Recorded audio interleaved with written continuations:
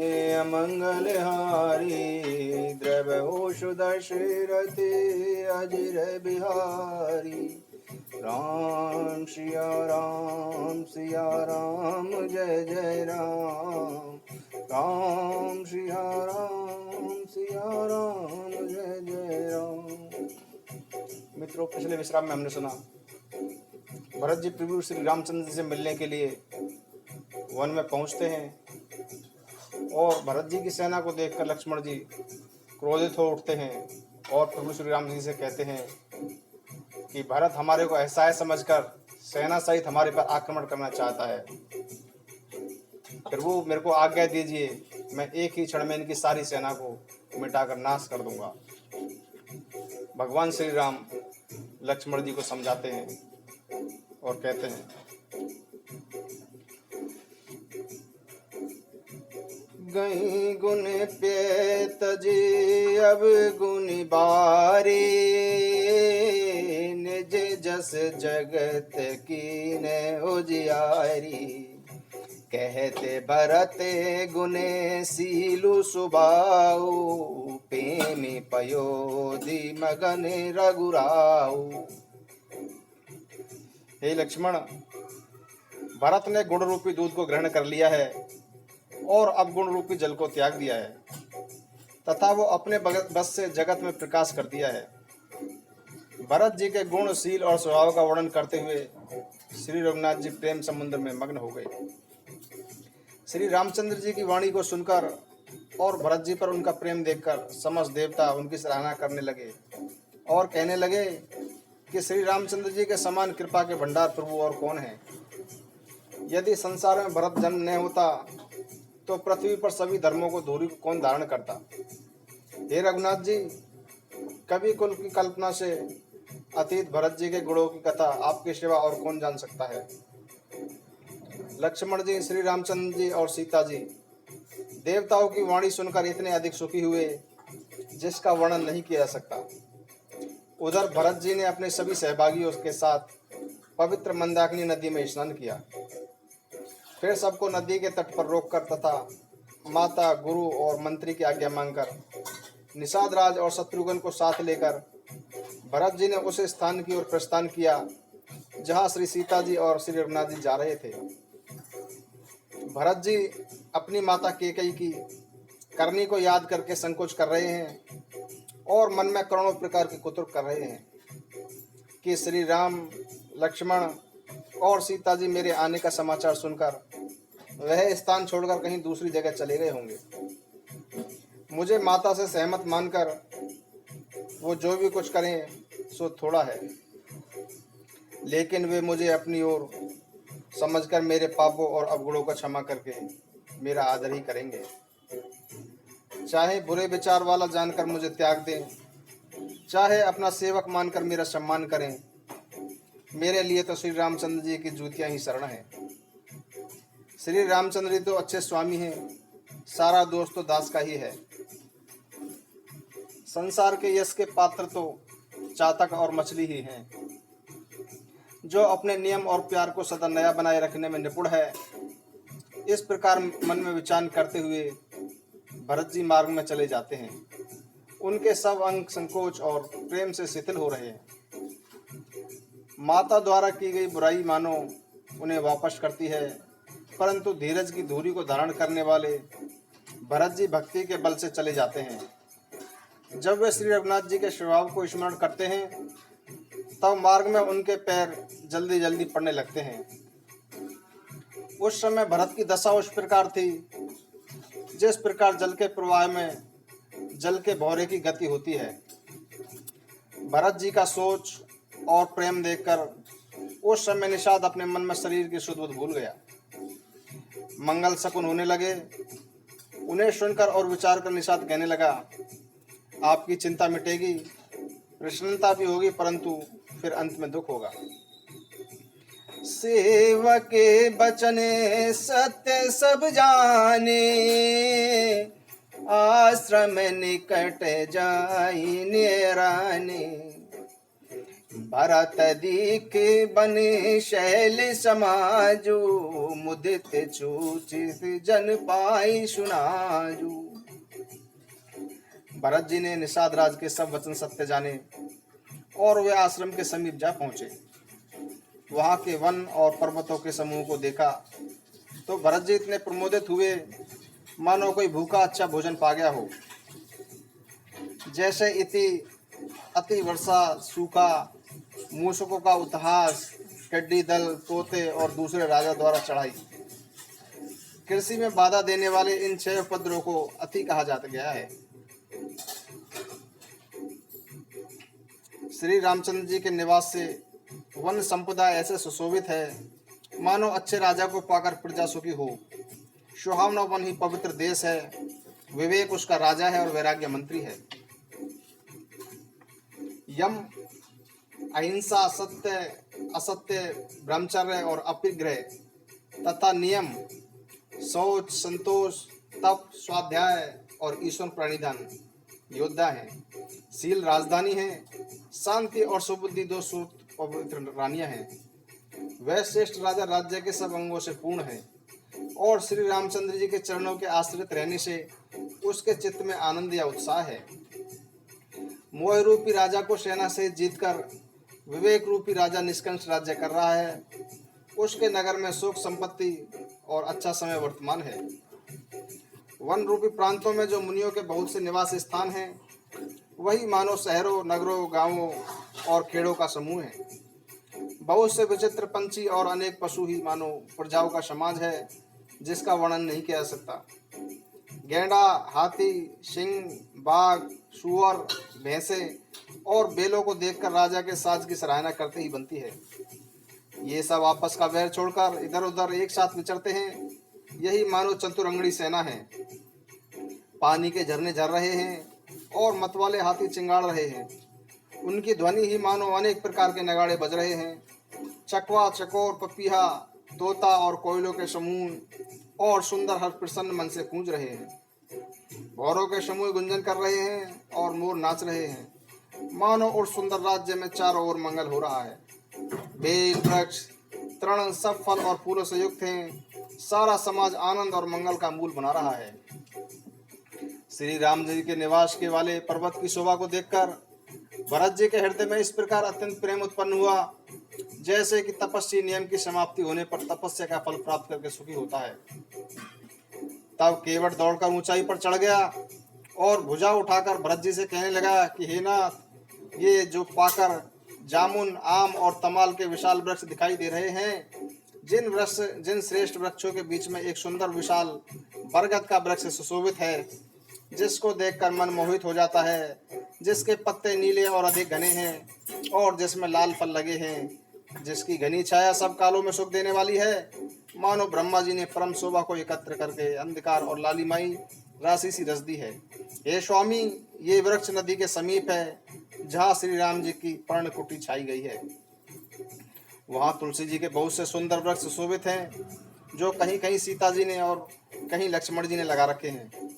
इसी वटवृक्ष की छाया में सीता जी ने अपने कमल समान हाथों से सुंदर वेदी बनाई है, जहाँ सुजान श्री सीताराम जी मुनियों के समूह के साथ बैठकर नित्य शास्त्र, वेद और पुराणों के सब कथा इतिहास सुनते हैं। निषाद राज की बातें सुनकर और वृक्ष को देखकर भरत जी के नेत्रों में आंसू भर आए। दोनों भाई प्रणाम करते हुए आगे बढ़े। उनके प्रेम का वर्णन करने में सरस्वती भी सकुचाती है। श्री रामचंद्र जी का चरण चिन्ह देखकर दोनों भाई इतने प्रसन्न होते हैं मानो दरिद्र पारस पत्थर पा गया हो। वहां की धूलि पहले मस्तक पर, फिर हृदय में और बाद में नेत्रों पर लगाकर वे श्री राम जी के मिलन के जैसा सुख पाते हैं। भरत जी की अत्यंत अकथनीय दशा देखकर वन के पशु, पक्षी और जड़ जीव वृक्षादि प्रेम में मग्न हो गए। प्रेम के विशेष वश होने के कारण निषाद राज को भी रास्ता भूल गया। तब देवता सुंदर रास्ता बतलाकर फूल बरसाने लगे। भरत के प्रेम की इस स्थिति को देखकर सिद्ध और साधु भी प्रेम के वशीभूत हो गए तथा उनके स्वाभाविक प्रेम की सराहना करने लगे कि यदि इस पृथ्वी तल पर भरत का जन्म न होता तो जड़ को चेतन और चेतन को जड़ कौन करता। प्रेम अमृत है, विरह मंदराचल पर्वत है, भरत जी गहरे समुद्र हैं। कृपा के समुद्र श्री रामचंद्र जी के देवता और साधुओं की भलाई के लिए ही स्वयं इस भरत रूपी गहरे समुद्र को अपने विरह रूपी मंदराचल से मत कर यह प्रेम रूपी अमृत प्रकट किया है। सखा निषाद राज सहित इस मनोहर जोड़ी को सघन वन की आड़ के कारण लक्ष्मण जी नहीं देख पाए। भरत जी ने प्रभु श्री रामचंद्र जी के समस्त मंगल के भंडार और सुंदर पवित्र आश्रम को देखा। आश्रम में प्रवेश करते ही भरत जी का दुख और दाह मिट गया, मानो योगी को परम तत्व की प्राप्ति हो गई हो। भरत जी ने देखा कि लक्ष्मण जी प्रभु के आगे खड़े हैं और पूछे हुए वचन का प्रेम पूर्वक उत्तर दे रहे हैं। सिर पर जटा है, कमर में वलकल वस्त्र बांधे हैं और उसी में तरकस कसे हैं। हाथ में बाण तथा कंधे पर धनुष है। वेदी और मुनि तथा साधियों का समुदाय बैठा है और सीता जी सहित श्री रघुनाथ जी विराजमान हैं। श्री राम जी के वलकल वस्त्र हैं, वे जटा धारण किए हैं, उनका श्याम शरीर है। सीता राम जी ऐसे लगते हैं मानो रति और कामदेव ने मुनि का वेश धारण किया हो। श्री राम जी अपने कर कमल धनुष बाण पर फेर रहे हैं।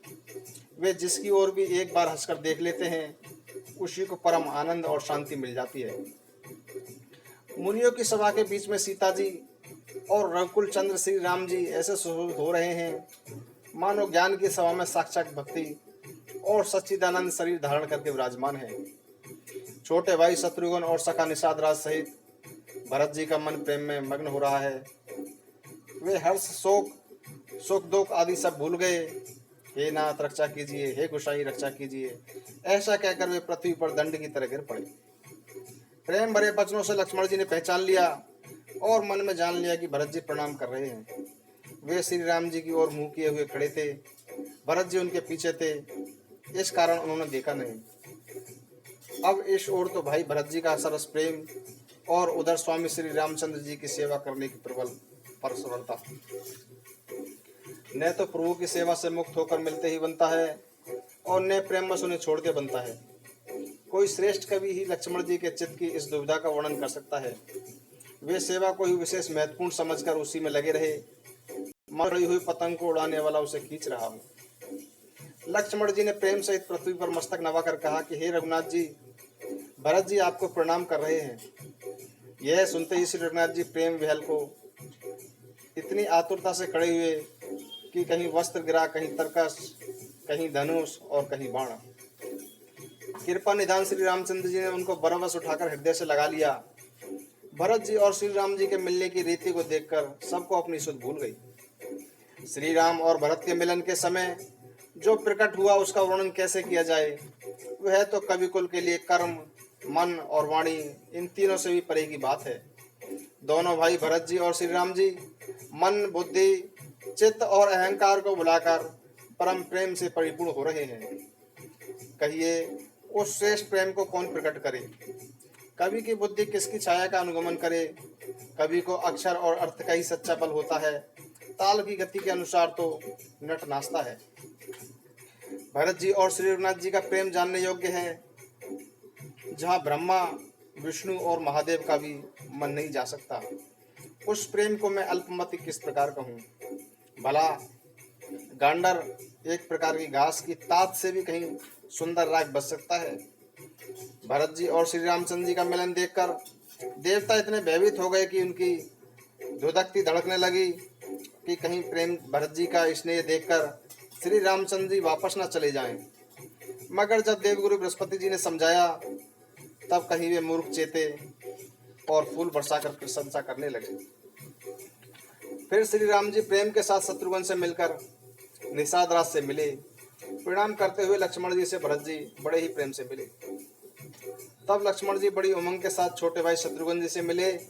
फिर उन्होंने निषाद राज को हृदय से लगा लिया। इसके बाद भरत शत्रुघ्न दोनों भाइयों ने मुनियों को प्रणाम किया और मनचाहा आशीर्वाद पाकर वे प्रफुल्लित हुए। शानुज भरत उमगी अनुरागा, धरि शिरसी पद पदम परागा। पुनि पुनि करते प्रणाम उठाए, श्री करे कमल परिसि बैठाए। छोटे भाई शत्रुघ्न सहित भरत जी प्रेम में उमंग से भरकर सीता जी के कमलवत चरणों की धूली सिर पर धारण करके बार बार प्रणाम करते हैं। सीता जी ने उन्हें उठाकर उनके सर पर अपने कमल रखकर उन दोनों को बैठाया। सीता जी के मन ही मन आशीर्वाद दिया, क्योंकि वे स्नेह में इतनी तल्लीन है कि उन्हें अपने शरीर की सुध बुध नहीं है। सीता जी को सब प्रकार से अपने अनुकूल देखकर भरत जी की सारी चिंता समाप्त हो गई और उनके हृदय का कल्पित भय भी समाप्त हो गया। उस समय न तो कोई कुछ कहता है और न भी कुछ पूछता है। मन प्रेम से परिपूर्ण है। वह अपनी गति धैर्य पूर्वक अर्थात संकल्प विकल्प और चांचल्य से शून्य है। उस अवसर पर निषाद राज हाथ जोड़कर प्रणाम करके विनती करने लगा, हे नाथ, मुनिवर वशिष्ठ जी के साथ आपकी सभी माताएं, नगरवासी, सेवक, सेनापति, मंत्री सब आपके वियोग से दुखी होकर आए हैं। गुरु का आगमन सुनकर शील के सागर श्री रामचंद्र जी ने सीता जी के पास शत्रुघ्न को छोड़ दिया। वे परम धीर धर्म धुरंधर दीन दयालु श्री रामचंद्र जी अविलंब वेग के साथ उस ओर चल पड़े। गुरु जी के दर्शन करके लक्ष्मण सहित पूरी श्री रामचंद्र जी प्रेम में भर उठे और दंडवत प्रणाम करने लगे। मुनि श्रेष्ठ वशिष्ठ जी ने दौड़कर उन्हें अपने हृदय से लगा लिया। प्रेम में उमंग कर वे दोनों भाइयों से मिले। फिर प्रेम से पुलकित होकर निषाद राज ने अपना नाम लेकर वशिष्ठ जी को दूर से ही दंडवत प्रणाम किया। ऋषि वशिष्ठ जी ने उसे राम का मित्र समझकर इस प्रकार जबरदस्ती हृदय से लगाया, मानो जमीन पर लौटते हुए प्रेम को समेट लिया हो। श्री रघुनाथ जी की भक्ति मंगल का मूल है। इस प्रकार कहकर प्रसन्नता करते हुए देवता आकाश से पुष्प वर्षा करने लगे। वे कहने लगे कि जगत में इस केवट के समान सर्वथा नीच कोई नहीं है और वशिष्ठ जी के समान कोई बड़ा नहीं है। इस निषाद को देखकर मुनिराज वशिष्ठ जी लक्ष्मण जी से भी अधिक आनंदित होकर इससे मिले। यह सब सीतापति श्री रामचंद्र जी के भजन का प्रत्यक्ष प्रताप और प्रभाव है। दया की खान सुजान भगवान श्री रामचंद्र जी ने सब लोगों को मिलने के लिए व्याकुल देखा। तब जो जिस भाव से मिलने का अभिलाषी था उसको उसी प्रकार का रूप रखते हुए वो मिले। उन्होंने लक्ष्मण सहित पलवर में सब किसी से मिलकर उनको दुख और दाय को दूर किया। श्री रामचंद्र जी के लिए यह कोई बड़ी बात नहीं है। जैसे करोड़ों घड़ों में एक ही सूर्य का प्रतिबिंब एक ही साथ अलग अलग दिखाई देता है, श्री राम जी इसी तरह सबके साथ एक साथ मिले। समस्त पूर्ववासी प्रेम में उमंग कर केवट से मिलकर उसके भाग्य की सराहना करने लगे। श्री रामचंद्र जी ने सभी माताओं को दुखी देखा, मानो सुंदर लताओं की पंक्तियों पर पाला पड़ गया हो। प्रथम राम बेटी के कई, सरल सुभाए भक्ति मति बेई, पगे परिकीन प्रबोध बहोरी, काल करम विधि सिर धरि खोरी। सबसे पहले भगवान श्री राम जी माता केकई से मिले और अपने सरल स्वभाव और भक्ति से उसकी बुद्धि को भिगो दिया, अर्थात उसकी कठोरता समाप्त कर दी। फिर उनके चरणों में गिरकर काल, कर्म और विधाता का दोष बताकर श्री राम जी ने उनको सांत्वना दी। फिर श्री रघुनाथ जी सभी माताओं से मिले।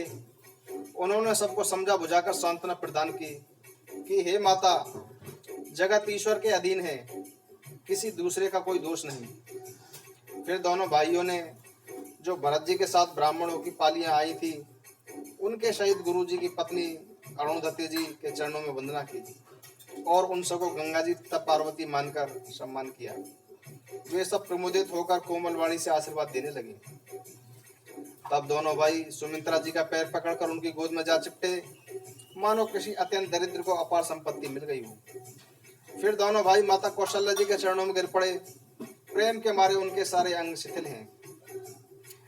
अति अनुराग अम्बे उरलाए, नयन सने सलील अनवाए, तेहि अवसर करे हरस विषादो, किमि कभी कहे मूक जिमि स्वादु। बड़े ही स्नेह से माता ने दोनों को हृदय से लगा लिया और नेत्रों से बहते हुए जल से उन्हें नहला दिया। उस समय के हर्ष और विषाद को कभी कैसे कहे, जैसे गुंगा स्वाद को नहीं बता सकता। श्री रघुनाथ जी छोटे भाई लक्ष्मण जी सहित माता कौशल्या से मिले और गुरु से कहा कि आश्रम पर पधारिए। तदंतर मुनीश्वर वशिष्ठ जी की आज्ञा पाकर सारे समाज के लोग जल और थल का सुविधा देखकर उतर गए। ब्राह्मण, मंत्री, माताएं और गुरु आदि गिने चुने लोगों के साथ लिए हुए भरत जी, लक्ष्मण जी और श्री रघुनाथ जी पवित्र आश्रम को चल पड़े। सीता जी ने आकर मुनि श्रेष्ठ वशिष्ठ जी के चरणों में प्रणाम किया और मनचाहा उचित आशीष पाया। फिर मुनियों की स्त्रियों सहित गुरु पत्नी अरुणधति जी से मिली। उनका जितना प्रेम था उसका वर्णन नहीं किया सकता। सीता जी ने सभी के चरणों को अलग अलग वंदना करके अपने हृदय को प्रिय लगने वाले आशीर्वाद पाए। जब सुकुमारी जानकी जी ने सब आंसुओं को देखा जब सुकुमार जी ने सब सासुओं को देखा, तब उन्होंने सहम कर अपनी आंखें बंद कर ली। सासुओं की बुरी दशा देखकर उन्हें ऐसा प्रतीत हुआ मानो राजहंसनियां बधिक के हाथों में पड़ गई हूँ। मन में सोचने लगे कि बुरी चाल चलने पर वाले विधाता ने क्या कर डाला। उन्हें भी सीता जी को देखकर बहुत दुख हुआ। जो कुछ देव सहाय वह सब सहना ही पड़ता है। तब जानकी जी मन में धैर्य धारण करके नील कमल के समान नेत्रों में जल भरकर सभी सासुओं से जाकर मिली। उस समय पृथ्वी पर करुणा ही करना चाह गई। सीता जी अत्यंत प्रेम से सबके पैर लग लग कर मिल रही हैं और सब सासुएं प्रेम व हृदय से आशीर्वाद दे रही हैं कि तुम सदा सौभाग्यवती रहो। सीता जी तथा सब रानियां स्नेह से व्याकुल हैं। तब ज्ञानी गुरु ने सबके बैठने के लिए कहा। फिर मुनिनाथ वशिष्ठ जी ने जगत माया है, इसमें कुछ भी नित्य नहीं है, ऐसा कहकर कुछ परमार्थ की बातें की। तदंतर वशिष्ठ जी ने राजा दशरथ जी के स्वर्गवासी हो जाने की बात बताई, जिसे सुनकर रघुनाथ जी ने असहनीय दुख पाया। अपने प्रति उनके स्नेह की और मरने का कारण मानकर धीर धुरंधर श्री रामचंद्र जी अत्यंत व्याकुल हो गए। व्रज के समान कठोर कड़वी बातें सुनकर लक्ष्मण जी, सीता जी और सब रानियां विलाप करने लगे। सारा समाज शोक संतप्त होकर अत्यंत व्याकुल हो गया, मानो राजा आज ही मरे हों। फिर मुनि श्रेष्ठ वशिष्ठ जी ने श्री राम जी को प्रबोधित किया। तब उन्होंने समाज सहित श्रेष्ठ नदी मंदाकिनी में स्नान किया। उस दिन पुरुष रामचंद्र जी ने निर्जल व्रत किया। मुनि वशिष्ठ जी के कहने पर किसी ने भी जल ग्रहण नहीं किया। दूसरे दिन प्रातःकाल ही मुनि वशिष्ठ जी ने श्री रघुनाथ जी को जो आज्ञा दी वह सब कार्य प्रभु श्री रामचंद्र जी ने श्रद्धा, भक्ति और आदर के साथ किया। वेदों में वर्णित विधि के अनुसार पिता की क्रिया करके पाप रूपी अंधकार के नष्ट करने वाले सूर्य के समान श्री रामचंद्र जी शुद्ध हुए, जिनका नाम पाप रूपी रुई के लिए अग्नि है और जिनका स्वर्ण मात्र ही समस्त शुभ मंगलों का मूल है। वे नित्य शुद्ध बुद्ध भगवान श्री राम जी शुद्ध हुए। साधुओं की ऐसी सम्मति है कि उनका शुद्ध होना वैसे ही है जैसे तीर्थों के आह्वान से गंगा जी शुद्ध होती है। गंगा जी तो स्वभाव से ही शुद्ध है, उनमें जिन तीर्थों का आह्वान किया जाता है उल्टे ही वे गंगा जी के संपर्क में आने से शुद्ध हो जाते हैं। इसी प्रकार सच्चिदानंद रूप श्री राम तो नित्य शुद्ध हैं, उनके संसर्ग से कर्म की शुद्ध हो गई। शुद्ध होने के 2 दिन बाद श्री रामचंद्र जी प्रीति के साथ गुरु जी से मिले। नाथ लोगे सब निपटे दुखारी, कंद मूल फल अम्बुआरी, शानुज भरतु सचिवे सब माता, देखी मोहि पल जिमि जुग जाता। हे नाथ, सब लोग यहाँ बहुत दुखी हो रहे हैं, कंद, मूल, फल और जल का भी भोजन कर रहे हैं। भाई शत्रुघ्न सहित भरत को, मंत्रियों को और सब माताओं को देखकर मुझे एक एक पल युग के समान बीत रहा है। सब समेत पुरे धारई पाऊं, आप यहाँ अमरावती राऊं, बहुत कहें सबे कियऊं टिठाई, उचित होई तस करहीं गुसाई। अतः आप सबके साथ अयोध्यापुरी को लौट आइए। आप जहाँ हैं और राजा दशरथ स्वरूप में पधार गए हैं, अयोध्या सुनी है, मैंने बहुत कह डाला, यह सब बड़ी ठिठाई की है। हे गोसाई, जैसा उचित हो वैसा ही कीजिए। हे राम, तुम धर्म के सेतु और दया के भंडार हो, तुम भला ऐसा क्यों ना कहो। लोग दुखी हैं, 2 दिन तुम्हारा दर्शन कर शांति प्राप्त कर लें। राम राम बचन सुनी सबे समाजू, जलु जलनी दे महु बिकल जहाजू, सूरी गुर शिरा सुमंगल मूला, भयउ मनउ मारुत अनुकूला। श्री राम जी के वचन सुनकर तो सभी लोग भयभीत हो गए थे, मानो बीच समुद्र में जहाज जगमगा गया हो। परंतु जब उन्होंने गुरु वशिष्ठ जी के श्रेष्ठ और कल्याणकारी वचन सुने तो उस जहाज के लिए मानो हवा अनुकूल हो गई हो। सभी लोग पवित्र पैशवनी नदी के पवित्र जल में सवेरे, दोपहर और सायंकाल स्नान करते हैं तथा जिसके दर्शन से ही पापों का समूह नष्ट हो जाते हैं, उन मंगल मूर्ति श्री रामचंद्र जी को दंडवत प्रणाम करके उन्हें नेत्र भरकर देखते हैं। सब श्री रामचंद्र जी के निवास स्थल कामदगिरी और वन को देखने जाते हैं, जहाँ हर प्रकार का सुख है और सभी दुखों का अभाव है।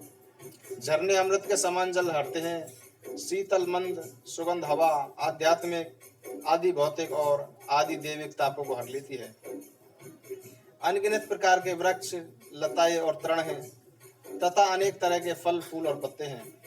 सुंदर शिलाएं हैं, वृक्षों की सुगंध छाया है, वन की शोभा किससे वर्णन की जा सकती है। तालाबों में कमल खिल रहे हैं, जल के पक्षी गूंज रहे हैं, भंवरे गुजार कर रहे हैं, बहुत रंगों के पंछी और पशु वन में अपना अपना वैर भूलकर विराय कर रहे हैं। वन में रहने वाले कोल, किरात और भील आदि पवित्र, सुंदर एवं अमृत के समान सुस्वादु मधुर को सुंदर दोने बनाकर और उनमें भर भर कर कंद, मूल, फल, अंकुर आदि की जड़ियों को सभी अतिथियों को विनय और प्रणाम करके उन चीजों के अलग अलग स्वाद, प्रकार, गुण और नाम बताकर देते हैं। लोग उनका मूल्य देना चाहते हैं पर वे नहीं लेते और लौटा देने में श्री राम जी की दुहाई देते हैं। प्रेम में मगन हुए हुए वाणी से कहते हैं कि साधु लोग प्रेम को पहचान कर उसका सम्मान करते हैं, अर्थात आप साधु हैं। आप हमारे प्रेम को देखिए, दाम देकर या वस्तुएं लौटाकर हमारे प्रेम का तिरस्कार न कीजिए। आप तो पुण्यात्मा हैं, हम नीच जाति के निषाद आदि हैं। श्री राम जी की कृपा से ही हमने आप सभी लोगों के दर्शन पाए हैं। हम लोगों के लिए आपके दर्शन उसी प्रकार दुर्लभ हैं जैसे मरुभूमि के लिए गंगा जी की धारा दुर्लभ है। श्री रामचंद्र जी ने निषाद पर कैसी कृपा की है, जैसे हमारे राजा हैं उसी प्रकार उनके परिवार और प्रजा भी होनी चाहिए। हृदय में ऐसा जानकर संकोच छोड़िए और हमारा प्रेम देखकर हम पर कृपा कीजिए। हमको कृतज्ञ करने के लिए फल, तृण और अंकुर लीजिए। आप हमारे प्रिय अतिथि हैं, वन में पधारे हैं, आपकी सेवा करने के योग्य हमारे भाग्य कहाँ है। हे स्वामी, हम आपको क्या देंगे? भीलों की मित्रता तो बस ईंधन और पत्तों तक ही है। हमारी तो सबसे बड़ी सेवा यही मानिए कि हम आपके कपड़े और बर्तन नहीं चुरा लेते। हम लोग जड़ जीव हैं, जीवों की हिंसा ही हमारा धर्म है। कुटिल, कुचाली, कुबुद्धि और कुजाती है। हमारे दिन रात पाप करते ही बीतते हैं, इसलिए न तो हमारी कमर में कपड़ा है और न ही पेट भरते हैं। हम स्वप्न में भी कभी धर्म की बात नहीं सोचते। यह सब तो श्री जगन्नाथ जी के दर्शन का ही प्रभाव है। जब ते प्रभु पद पद में निहारे, मिटे दुषे दुख दोष हमारे। बचन सुनते पुरजन अनुरागे, तिनके भाग सराहन लागे। जब से प्रभु के चरणों के शरण में आए हैं, तब से हमारे दुख और दोष मिट गए हैं। उन वनवासियों के वचन सुनकर अयोध्या के निवासी प्रेम में भर गई और उनके भाग्य की प्रशंसा करने लगे। सब उनके भाग्य की प्रशंसा करने लगे और वे प्रेम के वचन सुनाने लगे। उन लोगों के बोलने और मिलने का ढंग तथा श्री सीताराम जी के चरणों में उनका अनुराग देखकर सब सुख पा रहे हैं। उन कोल भीलों की वाणी सुनकर सभी नर नारी अपने प्रेम को धिक्कार देने लगे।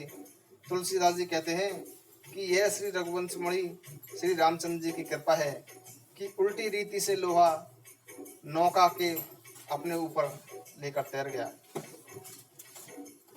सब लोग प्रतिदिन परम आनंदित होते हुए वन में इस तरह चारों ओर विचरण करते हैं जैसे पहली वर्षा के जल में मेंढक और मोर प्रसन्न होकर नाचते कूदते हैं।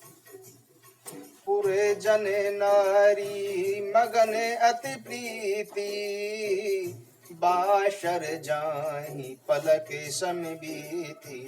सिय सासु प्रीति बेश बनाई, सादर करही शरीष सेविकाई। अयोध्यापुरी के पुरुष और स्त्री सभी अत्यंत प्रेम में डूब रहे हैं। उनके दिन पल के समान बीत रहे हैं। जितनी सासुएं थीं उतने ही रूप बनाकर सीता जी सभी सासुओं की आदर पूर्वक एक समान सेवा करती हैं। श्री रामचंद्र जी के अतिरिक्त इस भेद को और किसी ने नहीं जाना। माया के सभी रूप महामाया श्री सीता जी की माया में तो समाहित हैं। सीता जी ने अपनी सेवाओं से सासुओं को वश में कर लिया। उन्होंने सुख पाकर शिक्षा और आशीर्वाद दिए। सीता जी समेत दोनों भाई श्री राम लक्ष्मण को सरल स्वभाव देखकर कुटिल रानी कैकेयी जी भरकर पछताई। वह पृथ्वी तथा यमराज से याचना करती हैं, किंतु पृथ्वी फटकर समा जाने के लिए रास्ता नहीं देती और विधाता मौत नहीं देता। लोक और वेद में प्रसिद्ध है और ज्ञानी भी कहते हैं कि जो श्री राम जी से विमुख है उन्हें नरक में भी स्थान नहीं मिलता। सबके मन में यह आशंका बनी हुई है कि हे विधाता, श्री रामचंद्र जी का अयोध्या जाना होगा या नहीं। भरत जी ने तो रात को सोते हैं और न ही दिन में भोजन अच्छा लगता है। वे पवित्र सोच में ऐसे विकल हैं जैसे नीचे कीचड़ में डूबी हुई मछली जल की कमी से विकल होती है। भरत जी सोचते हैं कि माता के बहाने काल ने वैसे ही कुचाल की है जैसे धान के पकते समय ईति का भय उपस्थित हो जाता है। अब श्री रामचंद्र जी को राज सिंहासन पर किस प्रकार बैठाया जाए, मुझे तो एक भी उपाय नहीं सूझ पड़ता। गुरु जी की आज्ञा मानकर तो श्री राम जी अवश्य ही अयोध्या को लौट चलेंगे, परंतु मुनि वशिष्ठ जी तो श्री रामचंद्र जी की रुचि देखे बिना जाने को नहीं कहेंगे। माता कौशल्या जी के कहने से भी श्री रघुनाथ जी लौट सकते हैं, पर भला श्री राम जी को जन्म देने वाली माता क्या कभी हट करेंगी। मुझ सेवक की तो बात क्या कही जाए, उसमें भी वो मेरे दिन अच्छे नहीं हैं और विधाता प्रतिकूल है। यदि मैं हट करता हूँ तो यह घोर अधर्म होगा, क्योंकि सेवक का धर्म शिव जी के पर्वत कैलाश से भी भारी है। एक जुगति ने मन ठहरानी, सोचत भरती रहने बिहानी। प्राति नहाई प्रमुहि सिर नाई, बैठती पटेर से बोलाई। कोई भी युक्ति भरत जी के मन में नहीं रुकती। सोचते ही सोचते रात बीत गई। भरत जी प्रातःकाल स्नान करके और प्रभु श्री रामचंद्र जी को प्रणाम करके बैठे ही थे कि ऋषि वशिष्ठ जी ने उनको बुलवा भेजा। भरत जी गुरु वशिष्ठ जी के चरण कमलों में प्रणाम करके उनकी आज्ञा पाकर बैठ गए। उसी समय ब्राह्मण, महाजन, मंत्री आदि सभी सभासद आकर जुट गए। श्रेष्ठ मुनि वशिष्ठ जी समय के अनुरूप बोले कि हे सभासदों, हे सुजान भरत, सुनो। सूर्य कुल के सूर्य महाराज श्री रामचंद्र जी धर्म के ज्ञाता और स्वतंत्र भगवान हैं। वे सत्य प्रतिज्ञ हैं और वेद की मर्यादा का पालन करने वाले हैं। श्री राम जी का अवतार ही संसार के कल्याण के लिए हुआ है। वे गुरु, पिता और माता के वचनों के अनुसार ही चलते हैं। वे दुष्टों के दल का नाश करने वाले और देवताओं का हित करने वाले हैं। नीति, प्रेम, परमार्थ और स्वार्थ श्री राम जी के समान तत्व कोई नहीं जानता। ब्रह्मा, विष्णु, महादेव, चंद्र, सूर्य, दिक्पाल, माया, जीव, सभी कर्म और काल, शेष जी और पृथ्वी एवं पाताल के अन्य राजा आदि जहाँ तक प्रभुता है और योग की सिद्धियां जो वेद और शास्त्रों में गाई गई हैं, हृदय में अच्छी तरह से विचार करके देखो। श्री राम जी की आज्ञा इन सभी के सिर पर है, अर्थात श्री राम जी सबके एकमात्र महान महेश्वर हैं। अतः श्री राम जी की आज्ञा और उनकी इच्छा को मान लेने में ही हम सबका हित होगा। उस रहस्य की बात को समझकर अब तुम जानकर लोग जो सबको सम्मत हो वही मिलकर करो। श्री राम जी का राज्याभिषेक सभी को सुख देने वाला है। मंगल और आनंद का मूल यही एक मार्ग है। श्री रघुनाथ जी किस प्रकार अयोध्या वापस चल सकते हैं, विचार कर कहो, वही उपाय किया जाए।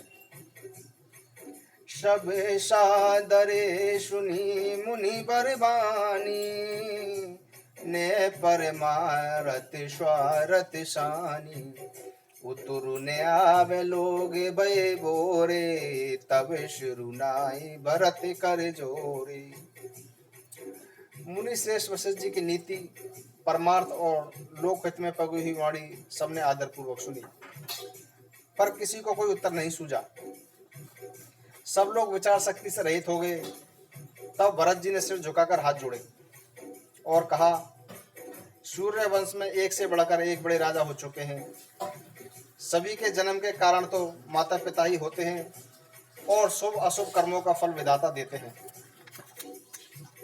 आपका आशीर्वाद ही ऐसा है जो दुखों को दमन करके समस्त कल्याणों को सजा देता है। यह जगत जानता है। हे स्वामी, आप वही हैं जिन्होंने विधाता के विधान को भी रोक दिया। आपने जो निश्चय कर दिया उसे कौन टाल सकता है। अब आप मुझे उपाय पूछते हैं और मैं इस अपना अभाग्य मानता हूँ। भरत जी के प्रेम में वचनों को सुनकर गुरु जी के हृदय में प्रेम उमड़ पड़ा। वे बोले कि हे तात, तुम्हारी बात सत्य है, पर वह सब राम जी की कृपा से ही होता है। राम विमुख होने पर तो स्वप्न में भी सिद्धि नहीं मिलती। हे तात, मैं एक बात कहने में सच चाहता हूँ। बुद्धिमान लोग सर्वस्व जाता देखकर आधे की रक्षा के लिए आधा छोड़ दिया करते हैं। अतः शत्रुघ्न और तुम दोनों भाई वन को जाओ और लक्ष्मण, सीता और श्री रामचंद्र जी को लौटा दिया जाए। ये सुंदर वचन सुनकर दोनों भाई हर्षित हो गए। उनके अंग अंग परम आनंद से परिपूर्ण हो गए। दोनों भाइयों के मन प्रसन्न हो गए, शरीर में तेज सुशोभित हो गया। उन्हें ऐसा लगा मानो राजा दशरथ जी उठ गए हों और श्री रामचंद्र जी राजा हो गए हों। अन्य लोगों को तो इसमें लाभ अधिक और हानि कम प्रतीत हुई, परंतु रानियों को दुख सुख समान ही थे, क्योंकि दो पुत्रों का वियोग तो रहेगा ही। यह समझकर वे सब रोने लगे। भरत जी कहने लगे, मुनि ने जो कहा वह करने से संसार भर के जीवों को उनकी इच्छित वस्तु का देने का फल मिलेगा। मैं तो जन्म भर वन में वास करूंगा, मेरे लिए इससे बढ़कर और कोई सुख नहीं है। श्री रामचंद्र जी और सीता जी सबके हृदय की बात जानने वाले हैं और आप सर्वज्ञ और सुजान हैं। यदि आप यह सत्य कह रहे हैं तो हे नाथ, अपने वचनों के अनुसार व्यवस्था कीजिए। भरत जी के वचन सुनकर और उनका प्रेम देखकर सारी सभा सहित मुनि वशिष्ठ जी को उनके देह की शुद्धि न रही। भरत जी की महिमा महान समुद्र है। मुनि की बुद्धि उसके तट पर अबला स्त्री के समान खड़ी है। वह समुद्र के पार जाना चाहती है, इसके लिए उसने अपने हृदय में उपाय भी ढूंढे, पर उसे नाव, जहाज या बेड़ा कुछ भी नहीं मिल रहा है।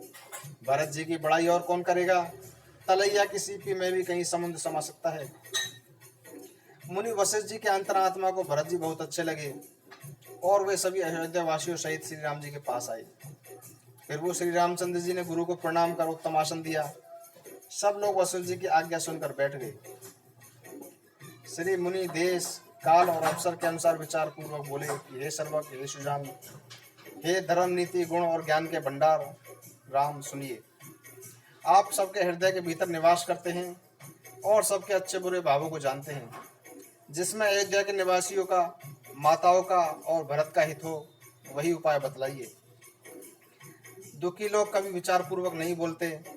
ज्वारी को अपना ही दाव सूझता है। मुनि के वचन सुनकर श्री रघुनाथ जी कहने लगे कि हे नाथ, इसका उपाय तो आप ही बता सकते हैं। आपकी रुचि को सर्वोपरि रखकर और आपकी आज्ञा को सत्य मानकर प्रसन्नता पूर्वक पालन करने में ही सबका हित है। पहले तो मुझे जो आज्ञा हो मैं उसी शिक्षा को सिरोधार्य करूंगा। फिर हे स्वामी, आप जिसको जैसी आज्ञा देंगे वह सब तरह से आपकी सेवा में पालन करेगा। मुनि वशिष्ठ जी कहने लगे कि हे राम, तुमने सच कहा, पर भरत के प्रेम ने मुझे विचारहीन कर दिया है। इसलिए मैं बार बार कहता हूँ कि मेरी बुद्धि भरत की भक्ति के वश में हो गई है। मेरी समझ में तो भरत की इच्छा मानकर जो कुछ किया जाएगा, भगवान शंकर इसके साक्षी हैं, वह सब शुभ ही होगा। पहले भरत की प्रार्थना को आदरपूर्वक सुन लीजिए, फिर उस पर विचार स्वयं करेंगे। तब साधु मत, लोक मत, राजनीति और वेदों का सार निकालकर उसी के अनुसार कीजिए। गुरु अनुरागु भरत पर देखी, राम हृदय आनंद विशेषी। भरत ही धर्म धुरंधर जानी, निज सेवक तन मानस वानी। भरत जी पर गुरु जी का इतना प्रगाढ़ स्नेह देखकर श्री रामचंद्र जी के हृदय में विशेष प्रकार का आनंद हुआ। भरत जी को धर्म में पारंगत और तन मन वचन से अपना सेवक जानकर श्री रामचंद्र जी गुरु की आज्ञा के अनुकूल मनोहर, कोमल और कल्याण के मूल वचन बोले कि हे नाथ, आपकी सौगंध और पिताजी के चरणों की दिहाई देकर मैं सत्य कहता हूँ कि संसार भर में भरत के समान भाई कोई दूसरा नहीं है। जो लोग गुरु के चरण कमलों के अनुरागी हैं, वे लौकिक दृष्टि से और परमार्थिक दृष्टि से भी भाग्यवान होते हैं। फिर जिस पर गुरु का ऐसा स्नेह है, उस भरत के भाग्य का बखान कौन कर सकता है। छोटे भाई के मुंह पर उसकी बड़ाई करने में मुझे संकोच होता है, फिर भी मैं तो वही कहूँगा कि भरत तो अच्छा लगे, वही करने में भलाई है। ऐसा कहकर श्री रामचंद्र जी चुप हो गए। तब मुनि भरत जी से बोले कि हे तात, सब संकोच छोड़ो और कृपा के सागर अपने प्यारे भाई से अपने मन की बात कह दो। मुनि के वचन सुनकर और श्री रामचंद्र जी की सहमति देखकर गुरु तथा स्वामी जी को भार अपने अनुकूल जानकर, सारा भार मेरे ही ऊपर आ गया है ऐसा जानकर भरत जी कुछ नहीं कह पा रहे हैं। वे विचार करने लगे। शरीर से पुलकित होकर वे सभा में खड़े हो गए। कमल के समान नेत्रों में प्रेमाश्रु भराए। जो कुछ मैं कह सकता था वो तो गुरुजी ने ही कह दिया है, इससे अधिक मैं क्या कहूँ। अपने स्वामी का स्वभाव मैं जानता हूँ, वे अपराधी पर भी कभी क्रोध नहीं करते। मुझ पर तो उनकी अपार कृपा और स्नेह है। मैंने खेल में भी कभी उनकी अप्रसन्नता नहीं देखी। बचपन से ही मैंने उनका साथ नहीं छोड़ा और उन्होंने भी मेरे मन के प्रतिकूल कोई काम नहीं किया। मैंने प्रभु की कृपा की रीति को हृदय से अनुभव किया है। मेरे हारने पर भी खेल में प्रभु मुझे जिता देते थे। मैंने भी प्रेम और संकोचवश ही कभी उनके सामने कुछ नहीं कहा। प्रेम के प्यासे मेरे नेत्र आज तक प्रभु के दर्शन से ही परितृप्त नहीं हुए, परंतु विधाता मेरा दुलार नहीं सह सका। उसने नीच माता के बहाने मेरे और स्वामी के बीच अंतर डाल दिया। यह भी कहना आज मुझे अच्छा नहीं लगता, क्योंकि अपनी समझ से कौन साधु और पवित्र हुआ है। जिसको दूसरे साधु और पवित्र माने वही साधु है। माता नीच है और मैं सदाचारी और साधु हूँ, ऐसा सोचना भी करोड़ों दुराचारों के समान है। क्या कोदों की बाली उत्तम धान फल सकती है? क्या काली घोंगी मोती उत्पन्न कर सकती है? स्वप्न में भी किसी का दोष नहीं देना चाहिए। मेरा अभाग्य ही अथाह समुद्र है। मैं अपने पापों का परिणाम समझ नहीं पाया और माता को कटु वचन कहकर व्यर्थ ही जलाया। मैं अपने हृदय में हर तरह से सोचकर थक गया। मेरी भलाई का कोई साधन नहीं सूझता। एक प्रकार से निश्चित रूप से मेरा ही भला है कि गुरु महाराज सर्वसमर्थ हैं और श्री सीताराम जी मेरे स्वामी हैं। इसी से परिणाम मुझे अच्छा जान पड़ता है। साधुओं के सभा में गुरुजी और स्वामी के समीप इस पवित्र तीर्थ स्थान में सत्य भाव से कहता हूँ, यह प्रेम है या छल कपट, झूठ है या सच, इसे सर्वज्ञ मुनि वशिष्ठ जी और अंतर्यामी श्री रघुनाथ जी भली प्रकार से जानते हैं। प्रेम के प्रण का प्रवाह करके महाराज का मरना और माता की कुबुद्धि दोनों का सारा संसार साक्षी है। माताएं व्याकुल हैं, उन्हें देखते नहीं बनता। अवधपुरी के नर नारी ऐशनीय ताप से जल रहे हैं। मैं ही इन सारे अनाथों की जड़ हूँ। यह सुन और समझकर मैंने बहुत कष्ट सहा है। श्री रघुनाथ जी लक्ष्मण जी और सीता जी के साथ मुनुओं की भांति वेश धारण करके बिना जूते पहने वन में घूम रहे हैं। यह सुनकर शंकर जी साक्षी हैं। इस आघात से भी मैं जीता रहा और फिर निषाद राज का प्रेम देखकर भी इस व्रत से कठोर हृदय में छेद नहीं हुआ। अब यहाँ आकर सब अपनी आंखों से देख लिया। यह जड़ जीव मुझे जीवित रखकर सब सहन कराएगा, जिनको देखकर रास्ते की सर्पणी और भिक्षु भी अपने भयानक वेश और तीर को त्याग देती हैं। मंगली भवनी मंगली हारी द्रवहु सुदर्शि रति अजीर बिहारी। राम सिया राम जय जय राम। राम